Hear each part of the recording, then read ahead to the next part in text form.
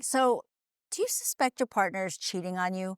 Well, subtle changes can be telling signs. A Psychology Today article reveals the sneaky tricks cheaters use to hide affairs. We are going to bring Ryan back in here and we are going to dig into this. So, the first point in the article is that they're discreet. I mean, that seems obvious. It was another one in this article that really got my attention that the cheaters would introduce their partner to the person they're cheating with. Is that common? Well, you and I are on exactly the same page. It was that last one there that really caught my attention. Introducing your partner to the person you're having the affair with, right? Like, oh my gosh, who could do that? Yeah. But then the more I actually thought about it, the more I kind of went through the Rolodex of different affairs that I've heard of over the years.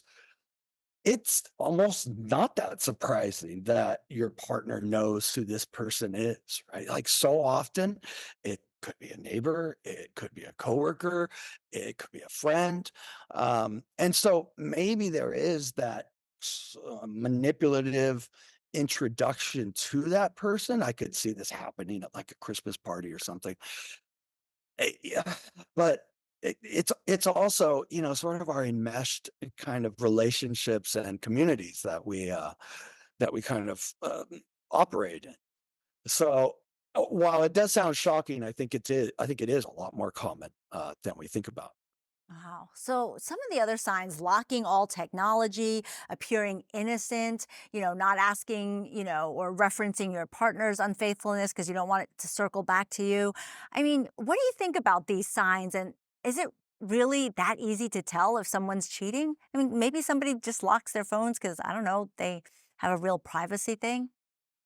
Sure, and everybody's a little different. Everybody's phone behavior is a little different. And I'm not exactly sure kind of where I land on this. I have given this a lot of thought and heard arguments on both sides, especially when it comes to phones, because, those are kind of like the main means of communication when it comes to affairs. They're really difficult to manage when it comes to like trust in a relationship. On one end, I've heard, imagine if you had like a whole room of your house, which contained almost an entire life's worth of information that your partner really wasn't allowed access to. Would you be okay with that? And, that's a great metaphor for our phones a lot of times.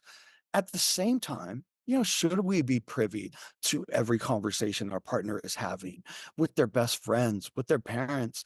Maybe they're planning on giving us a gift or planning a special date night. Some of those things would easily be ruined if we had access to all of those different things. So I think it's a very tricky subject. Establishing trust in general these days is really difficult. Social media, DMs, emails, there's so much to contend with there. And hardly any of our digital communication has really helped us trust each other more recently.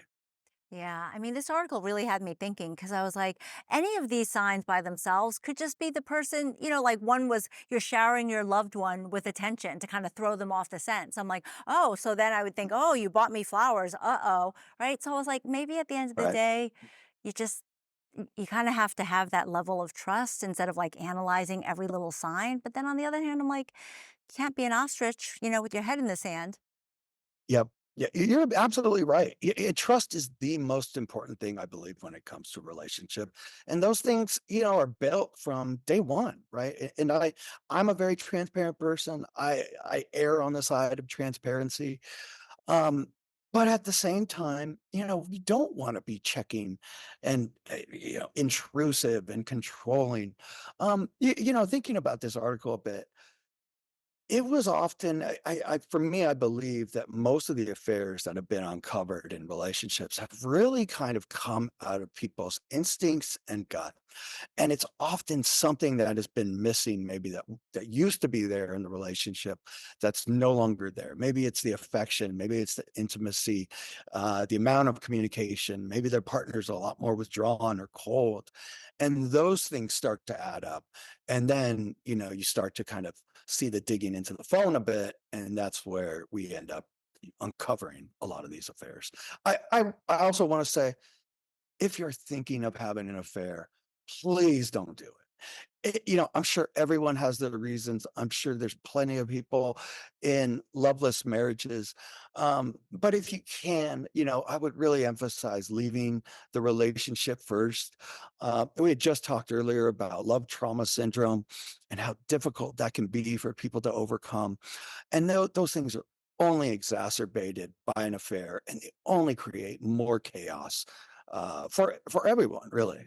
Yeah, that's so true. It's a good reminder. Yeah, Thanks so much, Ryan. yeah. Yeah, thank you for having me.